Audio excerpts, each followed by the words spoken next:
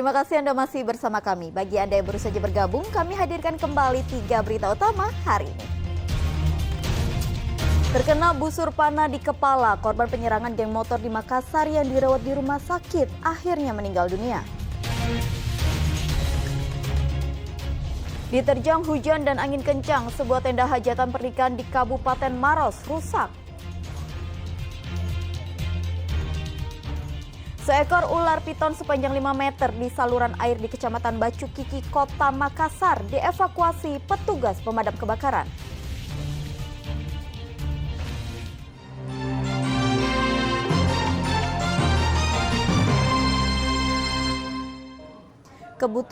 Kenaikan harga kebutuhan pokok terus terjadi di Kabupaten Sinjai.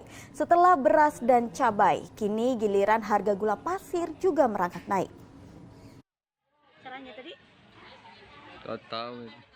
Seolah tak mau ketinggalan mengikuti harga beras dan cabai yang lebih dulu naik. Harga gula pasir di pasar tradisional sentral Kabupaten Sinjai juga ikut naik pada Senin sore. Harga gula pasir kualitas sedang mengalami kenaikan Rp2.000 menjadi Rp16.000. Sementara untuk gula kualitas premium dijual seharga Rp17.000 per kilogramnya. Menurut pedagang, kenaikan harga ini disebabkan oleh dampak El Nino, sehingga tanaman tebu yang merupakan bahan dasar pembuat gula banyak yang mati. Harga gula di pasar sentral Sinjai ini berapa, Bu? Ini 1 liter 15. 15.000 deh. Satu karungnya berapa, Bu? 815. Sebelumnya berapa harga gula? Sebelumnya itu 760. 760 deh. Dijualkan per liter? Dulu 14. Belum 14 deh. Naik 16. Iya. Ini faktornya faktor apa, Bu? Menurut ini katanya faktor tebu yang kurang sekarang. Faktor musim kemarau. Musim kemarau juga, Bu. Sejauh ini akibat dampak kemarau panjang, petani mengalami gagal panen, sehingga harga kebutuhan pokok seperti beras dan cabai mengalami kenaikan harga. Harga cabai rawit bahkan menembus Rp70.000 per kilogramnya. Andi Muhammad Sardi melaporkan dari Kabupaten Sinjai. Mengatasi naiknya harga sejumlah bahan pokok, pemerintah Kabupaten Sinjai Senin pagi menggelar pasar murah. Sejumlah komoditi seperti telur dan bumbu dapur dijual di bawah harga eceran tertinggi.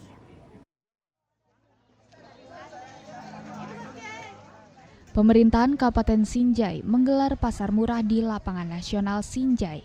Pasar murah dilakukan oleh tim pengendalian inflasi daerah dari Dinas Perindustrian Perdagangan Sinjai. Pasar murah selama 2 hari ini merupakan salah satu upaya pemerintah untuk mengatasi kenaikan harga bahan pokok yang terus merangkak naik. Di pasar murah ini, harga yang ditawarkan lebih terjangkau karena barang yang dijual langsung diambil dari produsen. Misalnya harga beras yang saat ini mencapai Rp13.000 per liternya bisa didapatkan dengan harga Rp10.000. Sedangkan minyak goreng ukuran 2 liter seharga Rp30.000 bisa dibeli dengan harga Rp26.000. Kegiatan pasar murah ini diharapkan juga mampu menekan laju inflasi di Sinjai. Kegiatan pasar murah yang kita laksanakan pada hari ini sebenarnya pemerintah daerah melakukan jadwal jadi setiap bulan. Ini tujuannya dalam rangka menekan inflasi ya, di daerah yang dari program nasional dan samping itu juga kita menindaklanjuti hasil monitoring dan evaluasi setiap minggu oleh yang dilaksanakan oleh Kementerian Dalam Negeri setiap hari. Nah, kenapa kita lakukan ini? Mengingat di perkembangan harga di pasar-pasar tradisional yang ada di Kabupaten Sinjai ini, ada beberapa komoditi yang memang mengalami kenaikan harga dan ya tidak juga karena memang mereka membeli dari produsen Indonesia. Sejauh ini rata-rata kenaikan harga sembako di Sinjai mencapai 20 hingga 40%. Hal ini disebabkan banyaknya petani yang gagal panen sebagai dampak dari kemarau panjang. Andi Muhammad Sardi melaporkan dari Kabupaten Sinjai. Ribuan bibit mangrove ditanam serentak di area pesisir Maros di lahan seluas 4 hektar. Penanaman ini sekaligus menjadi ajang edukasi untuk warga agar peduli terhadap kelestarian alam pesisir pantai. Melibatkan masyarakat Kampung Nelayan, PT Pelabuhan Indonesia atau Pelindo melakukan penanaman mangrove di area pesisir Dusun Borong Kalukua, Desa Borima Sunggu, Kecamatan Lau, Kabupaten Maros pada Sabtu pekan lalu. Kali ini total ada ribuan bibit mangrove yang ditanam di atas lahan seluas 4 hektar. Pelindo menargetkan total keseluruhan luas penanaman mangrove mencapai 86 hektar selama 5 tahun. Tujuan dari penanaman mangrove adalah sebagai upaya Pelindo dalam mengedukasi masyarakat sekitar untuk lebih mencintai kawasan ekosistem di wilayah pesisir. Nanti akan ditargetkan sekitar 86 hektar selama 5 tahun. Nah, ini mudah-mudahan ini bisa kita lakukan sebagai upaya kita mendukung green economic. Jadi rehabilitasi di pinggir-pinggir laut dan sungai yang ada di Indonesia. Melibatkan masyarakat juga, Pak. Jadi ini karena memang jumlahnya cukup masif ya, mungkin kita akan melibatkan masyarakat untuk bersama-sama. Ini salah satu cara kita melakukan edukasi kepada masyarakat untuk lebih mencintai area-area pinggir laut kita, gitu loh, Pak. Itu yang kita maksud dengan green economic. Jadi titik beratnya itu adalah menjaga kelestarian lingkungan. Diharapkan kedepannya dapat melindungi pesisir pantai dari abrasi dan mengembalikan habitat hutan mangrove yang ada di tanah air. Raisa Habu melaporkan dari Kabupaten Maros.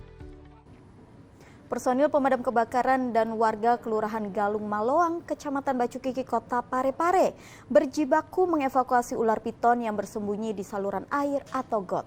Satwa ini diketahui berkeliaran di permukiman warga diduga karena terbawa arus air saat hujan deras mengguyur pada Minggu malam. Personel damkar dan warga bekerja sama untuk mengevakuasi seekor ular piton yang bersembunyi di saluran air di Kelurahan Galung Maloang, Kecamatan Bacukiki, Kota Parepare pada hari Senin lalu. Binatang melata sepanjang 5 meter itu sebelumnya berkeliaran di kompleks permukiman warga. Namun saat hendak ditangkap, satwa bernama Latin Malayo Piton reticulatus itu kembali merayap dan masuk ke dalam saluran air.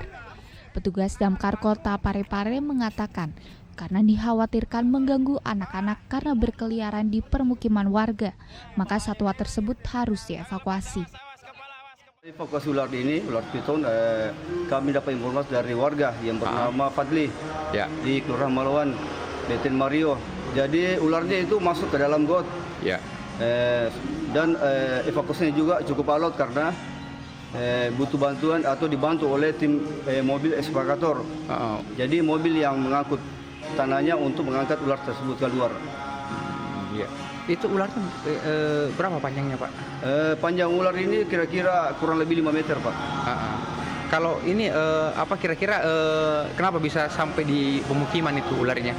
Jadi kemungkinan kan musim hujan, jadi kemungkinan itu faktor alam. Jadi mungkin terbawa air atau mungkin sarangnya kena air atau banjir begitu. Petugas dan warga terpaksa menggunakan alat berat untuk menggali tempat persembunyian ular piton tersebut. Setelah tertangkap, ular ini dibawa ke kantor damkar untuk diobservasi lebih lanjut sebelum dilepas liarkan ke habitatnya.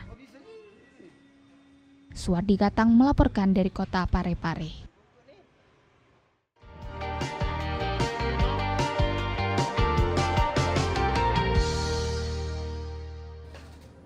Informasi tadi mengakhiri jumpa kita hari ini. Atas nama rekan yang bertugas, saya Tabita Putri mengucapkan terima kasih atas kebersamaan Anda. Selamat beraktivitas dan sampai jumpa.